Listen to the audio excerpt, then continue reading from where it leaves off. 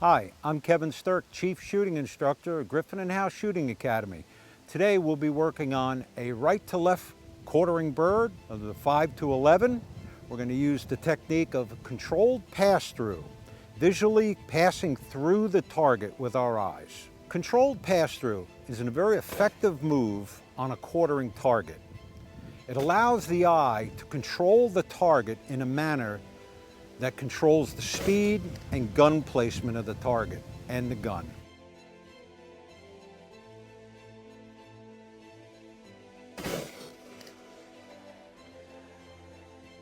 I hope that helps, and thanks for watching.